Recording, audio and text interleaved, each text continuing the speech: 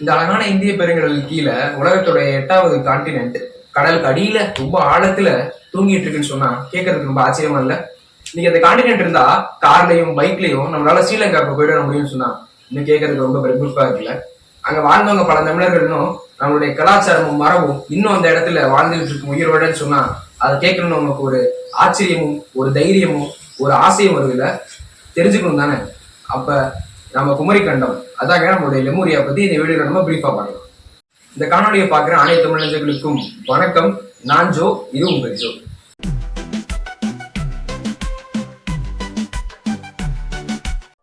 நம்ம உலகத்தோட 8வது கான்டினென்ட்டை குமரி கண்டம், குமரி நாடு அப்படின்னு சொல்லி பல தமிழர்கள் அழைச்சிருக்காங்க.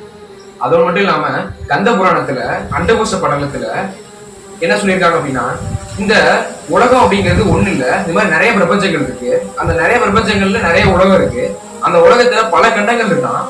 அந்த பல கண்டங்கள்ல பல பேரரசுகள் ஆட்சி செஞ்சிருக்காங்க. அப்படி ஒரு பேரரசர் தான் பரதன் அப்படிங்கிறவரு.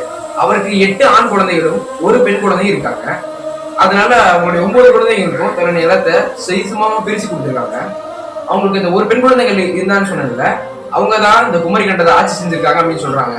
அதனாலதான் இந்த 8வது கான்டினென்ட்டுக்கு குமரி கண்டம் அப்படின்னு சொல்லி பேரே வச்சுதான் சொல்றாங்க. குமரி கண்டத்துல ஆண்களும் பெண்களும் சரிசம நிகரா இருந்திருக்காங்க. ஒரு நாணயத்தோட 2 தலைகளாகவும் இருந்திருக்காங்க. 2 பேரும் ஒத்து வாழ்ந்திருக்காங்க. தங்களுடைய அனைத்து துன்பங்கள் அனைத்தையும் பகிர்ந்து சந்தோஷமா 2 பேருமே சமமா வாழ்ந்திருக்காங்க. பெண்களுக்கு குறிப்பா முன்னுரிமைகள் வழங்கப்பட்டிருக்கு. என்னென்ன வழின்னா, ஒரு நிலத்தோட உரிமை பெண்களுக்கு இருந்திருக்கு.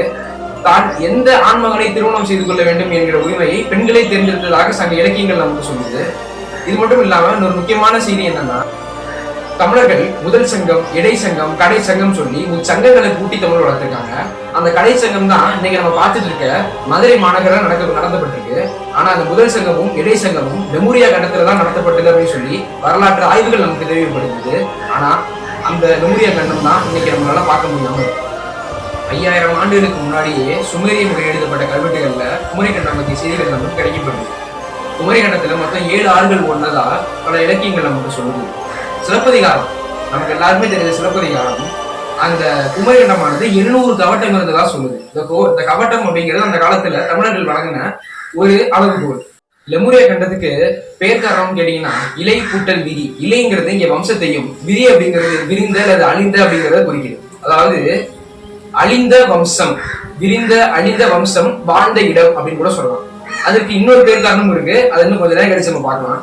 இப்படி தமிழர்கள் ரொம்ப சந்தோஷமாகவும் நம்மளுடைய கலாச்சாரத்தை நிலைநிறுத்தியும் வாழ்ந்த இந்த குமரி கண்டம், நம்ம லெமூரியா இப்படியே இருந்ததா அப்படின்னு கேட்டீங்கன்னா, விண்கல் பர்கில் கிராட்டர் அப்படிங்கிற ஒரு ஆஸ்ட்ராய்டு வானத்தில இருந்து விண்வெளியில இருந்து வந்தது, இங்க வந்து விழுந்ததாகவும் அது இன்னைக்கு வரைக்கும் கடல் கீழே தான் இருக்குன்னு சொல்லிட்டு ஆராய்ச்சியாளர்கள் சில பேர், ஒரிஷா பாலு இந்த மாதிரி சமூக நல சார்ந்த ஆராய்ச்சியாளர்கள், தொல்லியல் ஆராய்ச்சியாளர்கள்லாம் இதை பத்தி சொல்றாங்க. இருங்க அப்படியே என்ரோல் பண்ணி அங்க போயிட்டீங்களா? இப்ப இங்க வாங்க. இப்போ சமீப காலத்துல நமக்கு கிடைச்ச செய்திகளை ஒரு டைம்ல என்ன பார்க்கலாம். 1890ஆம் ஆண்டு லெமூரியான்னு சொல்லி இந்த பேரை தமிழ் படுத்திருக்காங்க. 1900ஆவது ஆண்டுல இருந்து தமிழ் மக்கள் இதை வந்து லெமூரியா அப்படிங்கிறத ஏற்றி ஆண்டுகளும் வழங்குறாங்க. 1903ஆம் ஆண்டு பருதிமா கலைஞர் அவர்கள் தன்னுடைய இலக்கியங்கள்லாம் குமரி நாடுன்னு சொல்லி இதை அழைக்கிறார். 1930ஆம் ஆண்டு லெமூரியாவை குறிக்க குமரி கண்டம் அப்படிங்கிற பெயரை பயன்படுத்துகிறார். 1944ஆம் ஆண்டு அருணாச்சலம் அப்படிங்கிற ஒரு அறிஞர் லெமூரியா கண்டத்தை ஆட்சி செய்தவர் குமரி அப்படிங்கிற ஒரு அரசி, ஒரு பெண் தான் அப்படிங்கிறத இந்த உலகத்துக்கு எடுத்து சொல்றாரு. நம்ம இந்த காணொலியில நிறைய விஷயங்கள்லாம் பேசியிருக்கோம். லெமூரியா கண்டத்துல என்னெல்லாம் நடந்ததுன்னு சொல்லி சங்க இலக்கியங்கள் சொன்னதெல்லாம் அப்படியே தொகுத்து உங்கள்கிட்ட இந்த காணொலியில நான் உங்கள்கிட்ட சொல்லியிருக்கேன். ஆனாலும் இன்னைக்கு நிறைய பேருக்கு இந்த லெமூரியா கண்டம் இருந்ததை பத்தி சந்தேகங்கள் இருக்கதான் செய்யும். அதனால ஒரு சில ஆராய்ச்சியா நிரூபிக்கப்பட்ட ஒரு சில ப்ரூஃப்ஸை பத்தி பார்க்கலாம்.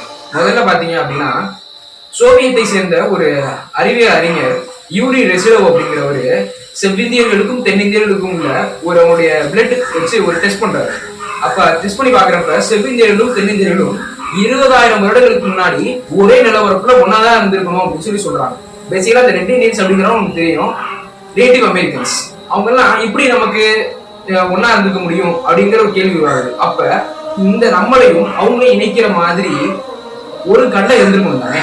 அந்த கண்டம் ஏன் குமரி கண்டமா இருக்கக்கூடாதுன்னு சொல்லி அறிவியல் அறிஞர்கள்லாம் கேட்கிறாங்க. 2வது, இது முக்கியமான விஷயம், இந்த குமரி கண்டத்தை லெமூரியா அப்படின்னு சொல்லுவோம். இந்த லெமூரியா அப்படிங்கிற பேர்காரன் ஒரு பேர்காரன் நான் கூட சொல்லியிருப்பேன். இன்னொரு பேர்காரன் பாத்தீங்கன்னா மடகாஸ்கர்ல லெமூர் அப்படிங்கிற இந்த வகையான குரங்குகள்லாம் இருக்கு. இந்த குரங்குகள் ஆப்பிரிக்கால கூட கிடையாது, ஆனா மடகாஸ்கர் தீவுல மட்டும் இருக்கு. இந்த குரங்குகள் தமிழ்நாட்டுல வாழ்ந்ததாக நீலகிரியில தொல்லியல் ஆராய்ச்சி வல்லுநர்கள் எல்லாம் கண்டுபிடிச்சிருக்காங்க. அப்போ ஆப்பிரிக்கால இல்லாதது இப்படி அங்கேயிருந்து இவ்வளவு தூரம் உள்ள நீலகிரியில இருந்திருக்கு. அப்படின்னா அது அங்கேயிருந்து இங்க வந்திருக்கிறதுக்கு ஏதாவது ஒரு நிலப்பாதை இருந்திருக்கணும்.